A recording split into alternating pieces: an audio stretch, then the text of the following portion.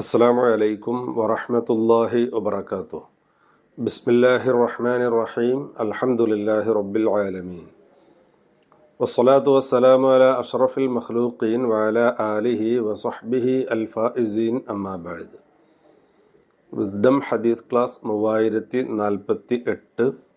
ഇന്നത്തെ ഹദീസിൽ പരാമർശിക്കുന്നത് മറ്റുള്ളവർക്ക് അവകാശമുള്ളത് നമ്മൾ ഒറ്റയ്ക്ക് ഉപയോഗിക്കുന്നതിനെ കുറിച്ചാണ്. ഒറ്റയ്ക്ക് അവകാശപ്പെടുത്തുക, മറ്റുള്ളവർക്ക് കൊടുക്കാതെ. വേറെയും അവകാശികളുണ്ട്, അങ്ങനത്തെ വസ്തു.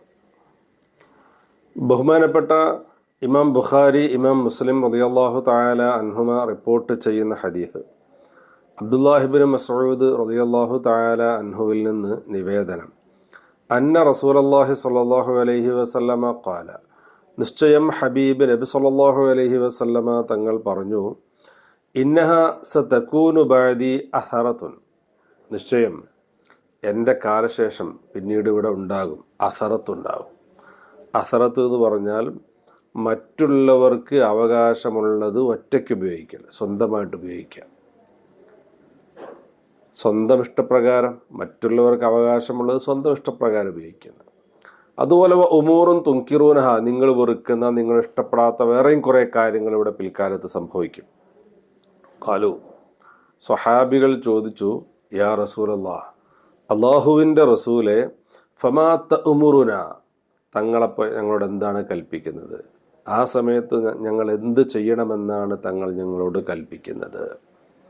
ഖാല, അപ്പോൾ ഹബീബ് സല്ലല്ലാഹു അലൈഹി വസല്ലം തങ്ങൾ പറഞ്ഞു, തുഅദ്ദൂനൽ ഹഖ്ഖല്ലദീ അലൈക്കും, നിങ്ങളുടെ മേലുള്ള ബാധ്യതകൾ നിങ്ങൾ വീട്ടുക. നിങ്ങൾ മറ്റുള്ളവർക്ക് കൊടുക്കേണ്ടത് നിങ്ങൾ കൊടുക്കുക.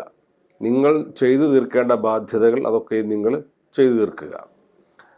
വതസ്അലൂന അല്ലാഹല്ലദീ ലക്കും, നിങ്ങൾക്ക് അവകാശപ്പെട്ട് നിങ്ങൾ അള്ളാഹുവിനോട് ചോദിക്കുകയും ചെയ്യുക. ഇതേ ചെയ്യേണ്ടതുള്ളൂ, മറ്റൊന്നും ചെയ്യേണ്ടതില്ല എന്ന അർത്ഥത്തിൽ. അപ്പോൾ വളരെ സൂക്ഷിച്ച് ജീവിക്കേണ്ട ഒരു കാലഘട്ടമാണത്. സ്വന്തം അത് ഭരണാധികാരികൾ പോലും ചെയ്യും. ജനങ്ങൾക്ക് അവകാശപ്പെട്ട് നൽകാതെ അവർ സ്വന്തം ഇഷ്ടപ്രകാരം ഒരു ഏകാധിപത്യ മോഡൽ അവർ ചെയ്യും.